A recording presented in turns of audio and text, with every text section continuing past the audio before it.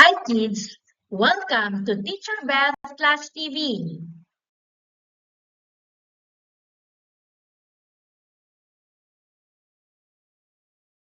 Today, we're going to discuss about the types of malicious software or malware. In this lesson, you will be able to define malware and identify the common types of malware. Are you ready? What is malware? Why do people create malware? What are the common signs of malware infection? What are the types of malware? All these questions will be answered in this video.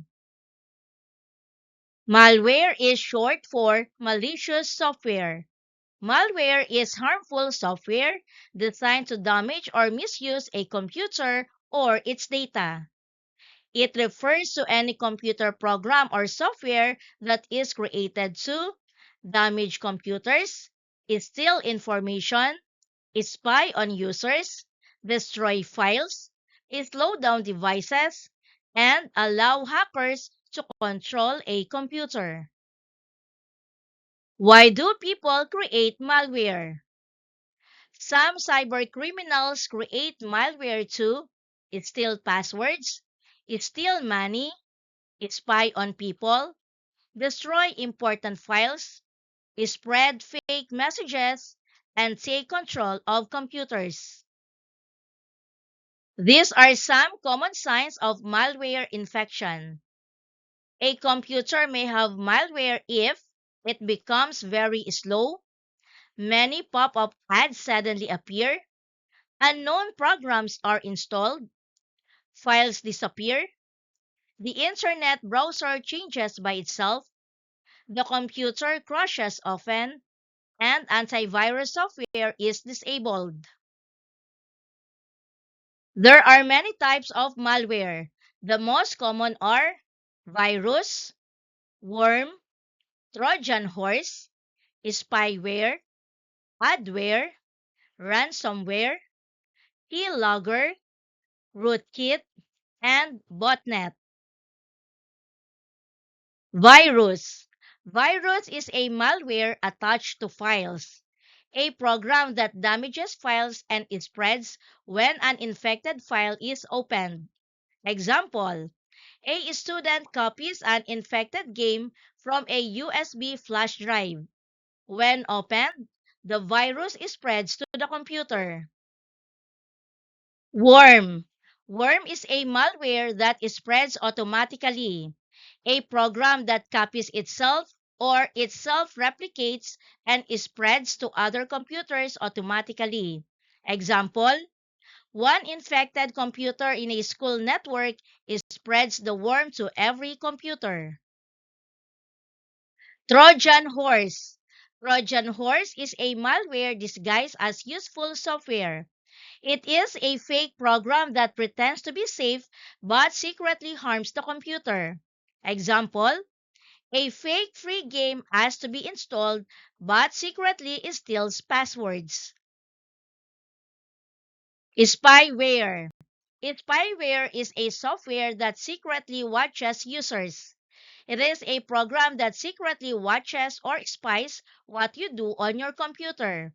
Example: a spyware program secretly records websites you visit.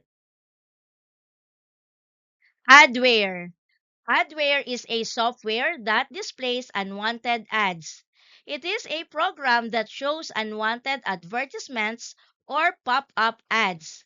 Example: a free app suddenly shows advertisements every few minutes. Ransomware. Ransomware is a malware that locks files for payment. It is a program that locks your files and asks for money to unlock them. Example: a computer displays a message saying, "Pay money to unlock your files." Keylogger. Keylogger is a software that records keyboard input. It is a program that records everything you type or records keystrokes on the keyboard. Example: A keylogger records a student's password while logging into an online account. Rootkit. Rootkit is a malware that hides itself and other malicious programs from the user and even from antivirus software. It is a program that hides malware and lets hackers secretly control the computer.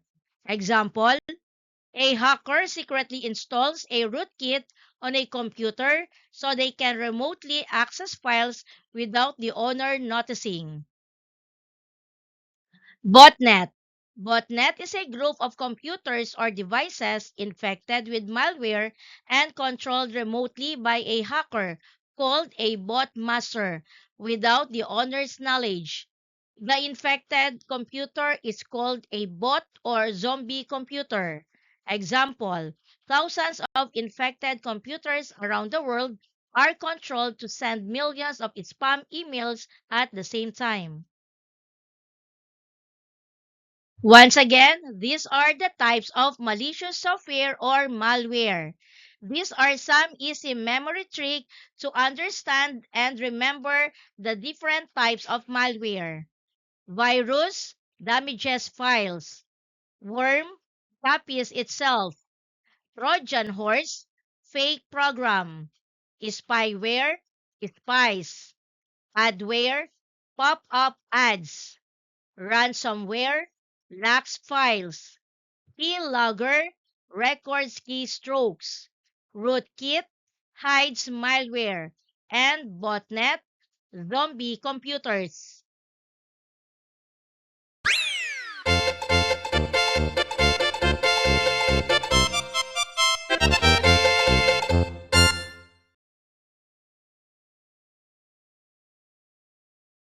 Identify the word or the term being described.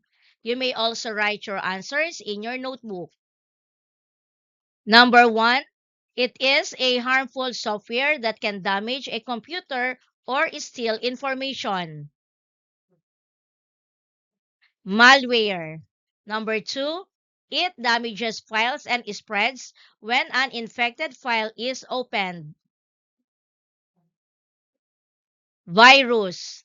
Number three, it copies itself and spreads automatically to other computers. Worm. Number four, it is a fake program that looks safe but secretly harms the computer. Trojan horse. 5. It secretly watches what you do on your computer. Spyware. Number 6. It shows unwanted advertisements on your computer. Adware. 7. It locks your files and asks for money to unlock them. Ransomware. 8. It records everything you type on the keyboard. Keylogger. 9. It hides malware and secretly allows hackers to control the computer.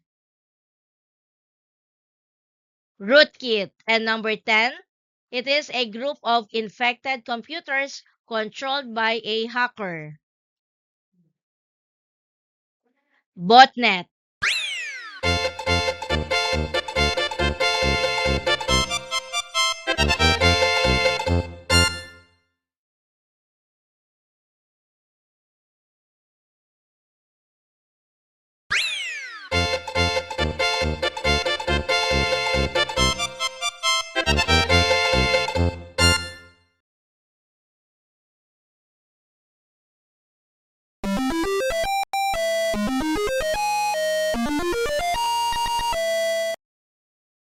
Thank you for joining me. Let's learn, play, and grow together. Teacher Beth Class TV. Subscribe, like, and share. Thank you.